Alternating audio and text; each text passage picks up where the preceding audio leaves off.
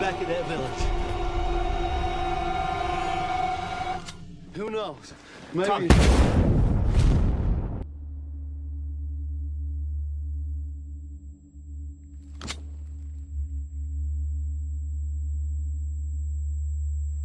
So friends, आज की movie में जो आपको एक्सप्लेन करने जा रहा हूँ वो है एक ऐसे बहादुर सोल्जर की जो बिना कुछ खाए पिए और सोए एक जगह पे पूरे 3 दिन तक बिना हिले खड़ा रहा और इस इंसिडेंट ने उसकी पूरी ज़िंदगी चेंज कर दी। तो चलिए जानते हैं कैसे। तो मूवी की स्टार्टिंग होती है और हमें माइक और टोनी नाम के 2 यूएस सोल्जर्स दिखाए जाते हैं जो अपनी स्नाइपर लेके अपने टारगेट सैयद आसिफ का वेट कर रहे थे। और सैयद आसिफ इलीगल वेपन्स का सप्लायर था और इनको मारना ही माइक और टोनी का मिशन था। तभी थोड़ी देर में वहाँ कुछ गाड़ी आ जाती है और तभी इनका टारगेट सैयद आसिफ बाहर निकलता है। माइक उस पर अपना एम ले लेता है पर तभी उसके और उसके टारगेट के बीच में एक दूसरा लड़का आ जाता है जिससे वो उसे नहीं मार पाता। तभी सैयद का एक गार्ड उनकी गन देख लेता है और उन पर फायरिंग करने लगता है। माइक और टोनी वहाँ पास ही चट्टान के पीछे शेल्टर लेते हैं। वहीं सैयद आसिफ और उसके लोग भी वहाँ से भाग जाते हैं। पर कुछ लोग माइक और टोनी को ढूंढने आते हैं। तभी वहाँ पे सैंडस्टॉर्म यानी रेतीला तूफान आ जाता है और इसका फ़ायदा उठा के दोनों वहाँ से भाग जाते हैं। लेकिन इनका मिशन अब कैंसिल हो चुका था और इन दोनों को अपने बेस वापस जाना होता है। लेकिन इनका बेस काफ़ी दूर था और वहाँ तक इन्हें पैदल ही जाना था। तभी उन्हें आगे एक बोर्ड मिलता है जिसमें डेंजर लिखा था। तभी टॉमी बोलता है कि शायद उन गांव वालों की चाल है ताकि बाहर के लोग ये वार्निंग देख के अंदर ना आए। लेकिन माइक बोलता है कि कुछ टाइम से यहाँ लड़ाई होने की वजह से यहाँ पे माइंस बिछाई गई हैं और हो सकता है कि अभी भी माइंस एक्टिव हो, इसलिए ये बोर्ड यहाँ पे है। लेकिन टॉमी बोलता है कि ऐसा कुछ नहीं है और ये सब उसका वहम है और ऐसा कह के वो आगे बढ़ने लगता है। पर माइक को कुछ सही नहीं लग रहा था। वो टॉमी को फिर से वार्न करता है पर इस बार टॉमी का पैर माइन पर पड़ जाता है और वो ब्लास्ट हो जाती है और इस वजह से टॉमी के दोनों पैर भी चले जाते हैं और वो बहुत दर्द में तड़प रहा होता है।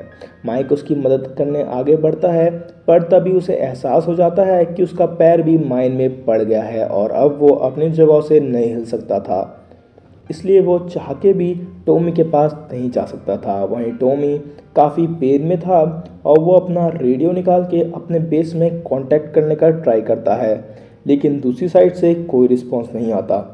इस पे माइक उससे मॉर्फिन का इंजेक्शन लगाने के लिए बोलता है ताकि उसका दर्द थोड़ा कम हो जाए। पर टॉमी मॉर्फिन लगा तो लेता है पर इससे उसको कोई फ़ायदा नहीं होता और उसका पेन और भी बढ़ जाता है। ये सब देख के माइक अपने कदम माइन से उठा के आगे लेने के लिए सोचता है और माइक टॉमी से बोलता है कि ये बहुत पुरानी माइंस है तो हो सकता है कि ये ना फटे और इसलिए मैं तुम्हारे पास आ रहा हूँ। लेकिन टॉमी नहीं चाहता था कि इसकी वजह से माइक की जान जाए, इसलिए वो खुद को गोली मार देता है। ये देख के माइक बहुत रोने लगता है क्योंकि उसने अपने आगे एक फ्रेंड खो दिया था और वो बेबस फील कर रहा था क्योंकि उसकी हेल्प भी नहीं कर पाया। फिर थोड़ी देर बाद वो खुद को शांत करता है और ये सोचता है कि वो उस माइन से कैसे बच सकता है। वो एक कुल्हाड़ी और एक वायर की मदद से टॉमी के पास मौजूद बैग अपने पास खींचता है और उससे रेडियो निकालता है पर उस रेडियो की बैटरीज ड्रेन हो चुकी थी और नई बैटरीज टॉमी के पॉकेट में थी। पर यहाँ पे माइक उन बैटरीज को सन से चार्ज करने का ट्राई करता है और बाय लक वो बैटरीज थोड़ी चार्ज भी हो जाती हैं। इसके बाद माइक वो बेस में कांटेक्ट करने की कोशिश करता है और उसकी बात भी हो जाती है। वो बोलता है कि उसका एक साथी माइन की वजह से मारा जा चुका है और अब उसका पैर भी माइन में फंस चुका है और इसलिए उसे हेल्प चाहिए। दूसरी साइड से उसके बेस से उसके मिशन के बारे में पूछा जाता है जिस पे माइक बोलता है कि उनका सैयद को मारने का मिशन पूरा नहीं हो पाया। तभी उसके बेस से ये बोला जाता है कि उस जगह उसकी मदद के लिए वो भी हेलीकॉप्टर नहीं भेज सकते क्योंकि अभी उधर की साइड सैंडस्टॉर्म आ रहे हैं। लेकिन उनकी एक टीम बॉर्डर पर ही थी और वो टीम को माइक तक पहुंचने में लगभग 52 घंटे लगेंगे। ये सुन के माइक बहुत ज़्यादा डिप्रेस हो जाता है और क्योंकि उसे अकेले उस वीरान रेगिस्तान में अपने फ्रेंड की लाश के साथ 52 घंटे बिताने थे और वो भी एक जगह पे खड़े खड़े। पर माइक के पास इसके अलावा कोई ऑप्शन भी नहीं था, इसलिए वो अपनी वॉच में 52 आवर्स का काउंटडाउन सेट करता है। अब माइक के पास ना ही खाने का और ना ही पीने का सामान था, और तभी एकाएक उस जगह पे एक बहुत भयंकर सैंडस्टॉर्म आने लगता है। माइक बहुत डर जाता है, क्योंकि वो अगर जरा भी इधर से उधर हुआ तो उसके बीच चिथड़े उड़ सकते हैं। पर माइक फटाफट अपना मुंह कपड़े से ढक लेता है और अपनी गन और चाकू लेके वहाँ पत्थर जैसा जम जाता है, और थोड़ी देर बाद तूफान वहाँ से निकल जाता है और माइक भी बच जाता है। तभी माइक नोटिस करता है कि टॉमी की बॉडी उसके पास तूफान की वजह से खिसक के आ गई है, और माइक उसकी पॉकेट से रेडियो की बैटरीज निकाल के अपना रेडियो ढूंढने लगता है। पर बदकिस्मती से तूफान की वजह से उसका रेडियो उससे काफ़ी दूर चले गया था। बेचारा माइक परेशान होके आसमान में कई बार फायर करता है ताकि उस तक कोई आए, पर वहाँ कोई नहीं आता। डिप्रेस होके वो एक बार खुद को भी मारने की कोशिश करता है, लेकिन तभी उसे एक आदमी उसकी तरफ आते हुए दिखता है, और ये आदमी वहीं आसपास का ही था, और माइक उससे हेल्प मांगता है। इस आदमी का नाम बाबर था, और वो ह्यूमरसली माइक से कहता है कि वो यहाँ पे इतनी धूप में क्यों खड़ा है, उसे तो अपने घर जाना चाहिए। माइक उसे बताता है कि उसका एक पैर माइन में पड़ गया है और वो उससे नहीं हिल सकता, पर इस पे बाबर उसे कहता है कि वहाँ कोई माइन नहीं है, और वो माइक के पास आता है। पर यहाँ पे बाबर एक जिगजैग पाथ में चल रहा था, जैसे मानो उसे पता है कि कहाँ कहाँ पे माइन बिछी हुई है। वो माइक के पास आता है और माइक उसे पानी लाने के लिए एक बोतल देता है।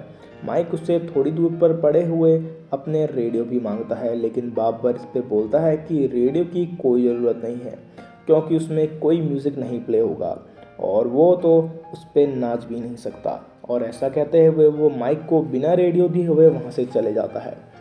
थोड़ी देर बाद माइक के पास बाबर की बेटी आती है, जो माइक को पानी की बोतल देती है, और माइक उसे थैंक्स बोलता है।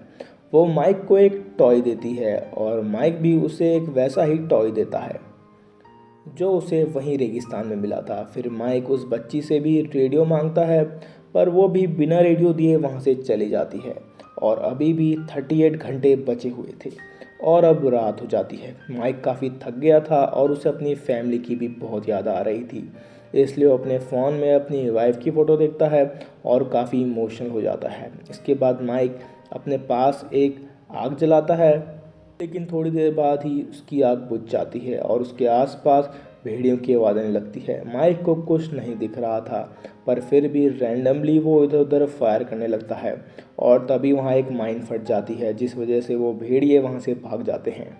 फिर सुबह हो जाती है और फिर से बाबर माइक के पास आता है, और वो फिर से माइक को आगे बढ़ने के लिए कहता है। वो कहता है कि वहाँ माइन नहीं है। माइक जानता था कि वहाँ माइन है, क्योंकि उसने अपने फ्रेंड टॉमी को माइन से मरते हुए देखा था। माइक उससे फिर से अपना रेडियो मांगता है, और वो माइक को फाइनली उसका रेडियो दे देता है। पर जाते जाते वो फिर से माइक को आगे बढ़ने के लिए कहता है, लेकिन माइक उसकी बात पे ध्यान नहीं देता और वो आदमी वहाँ से चले जाता है। माइक की नींद पूरी न होने के कारण उसे हेलुसिनेशन शुरू होने लगते हैं। वो टॉमी को जिंदा होते हुए देखता है, और टॉमी उससे पूछता है कि वो अभी तक वहाँ क्यों खड़ा है, वो घर क्यों नहीं गया, और वो भी उससे आगे बढ़ने के लिए कहता है, पर माइक आगे नहीं बढ़ता। फिर रात हो जाती है और माइक को टॉमी अभी भी दिख रहा था, और वो माइक को उसके पास्ट में की हुई गलतियों का एहसास कराता है। वो कहता है कि उसने अपनी वाइफ को सही से ट्रीट नहीं किया। जब उसे उसकी सबसे ज़्यादा ज़रूरत थी, तब माइक उसे छोड़ के चले गया, और माइक को भी कहीं ना कहीं अपनी गलतियों का एहसास होने लगता है। लेकिन तभी उसे रियलाइज़ होता है कि उसके आसपास फिर से भेड़िए आ चुके हैं, और वो भेड़िए टॉमी की बॉडी खींचकर वहाँ से ले जा रहे थे। पर तभी एक माइन फट जाती है, जिसकी वजह से भेड़िए टॉमी की बॉडी छोड़ के माइक पर अटैक कर देते हैं। पर माइक किसी तरीके से उन भेड़ियों को मार देता है, और हेलुसिनेशन में उसे वो भेड़िए उसके दुश्मन नज़र आते हैं, जिन्हें वो मार देता है। फिर अगली सुबह माइक की टीम माइक से सिर्फ 7 घंटे दूर थी, पर तभी रेडियो बजता है, और माइक के बेस से उसे बताया जाता है कि उसकी टीम थोड़ा रास्ते में फंस गई है, और उस तक आने तक उनको 10 घंटे और लगेंगे, मतलब अब पूरे 17 घंटे और वेट करना था।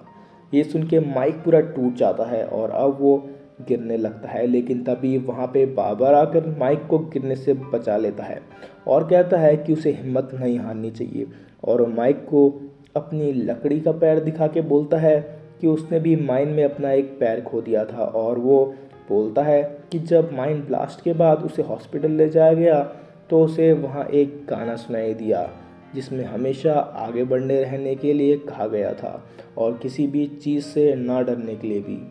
लेकिन उस टाइम उसे वो गाना नहीं सुनाई दे रहा था क्योंकि उस टाइम बस उसे अपने पैर की पड़ी थी। वो कहता है कि तभी उसके सामने एक नर्स आई और उसने उसे एक स्माइल दी, जिसके बाद उसे वो गाना सुनाई दिया और उसने उस गाने का मतलब समझा और इसलिए उसने हिम्मत नहीं हारी। वो माइक को ये भी बताता है कि इस जगह की काफ़ी माइन वो निकाल के बेच चुके हैं और जहाँ से वो माइन निकालते हैं वहाँ पे वो एक टीन का बॉक्स रख देते हैं ताकि मेटल डिटेक्टर में ये पता नहीं चल पाए कि वहाँ की माइन निकाली गई है। और ऐसा कहते हुए वो वहाँ से जाने लगता है, पर माइक उसे अपने पास ही रुकने के लिए कहता है, लेकिन बाबर अपनी बेटी के साथ वहाँ से चले जाता है। इसके बाद माइक फिर हेलुसिनेट करने लगता है और वो अपने आप को अपने घर में इमेजिन करता है जहाँ बचपन में उसके डैड उसे और उसकी मदर को काफ़ी मारते थे और वो रियलिटी में भी वो उनसे लड़ने की कोशिश करता है। पर इसके बाद उसे अपनी वाइफ के साथ बिताए हुए कुछ प्रीशियस मोमेंट भी याद आते हैं। पर तभी टॉमी उसको उसके सपने से जगा के कहता है कि तुम्हारे मदद के लिए टीम आ चुकी है और उसे दूर पड़ी हुई फ्लेयर गन उठा के चलाने के लिए कहता है। लेकिन तभी माइक रियलिटी में आता है और देखता है कि उसके हाथ में सिर्फ रेत है। उसके सामने उसके डैड आते हैं और वो उन्हें अपनी गन से शूट करने की कोशिश करता है, लेकिन तभी उसके डैड उसे गले लगा लेते हैं और माइक को तभी एहसास होता है कि जिनसे वो भागने की कोशिश कर रहा था असल में वो ही उसकी रियल लाइफ है।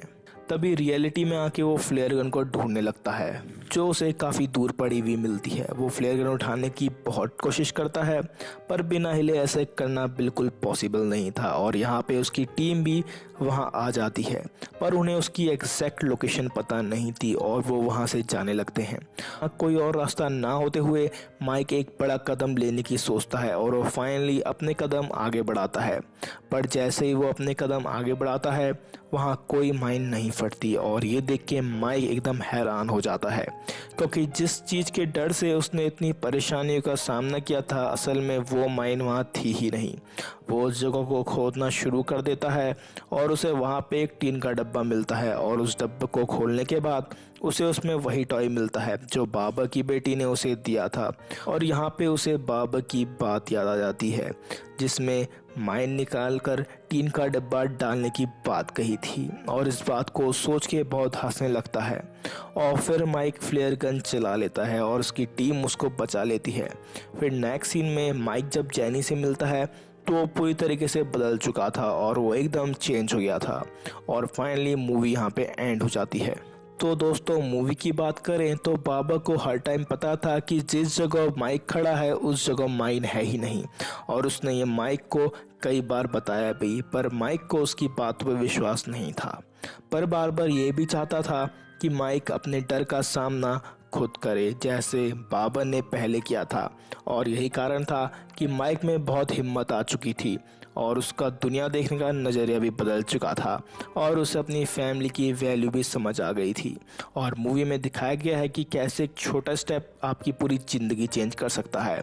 तो दोस्तों होप आपको वीडियो पसंद आई। अगर आप ऐसी और वीडियो देखना चाहते हैं तो please like share subscribe my channel. Thank you.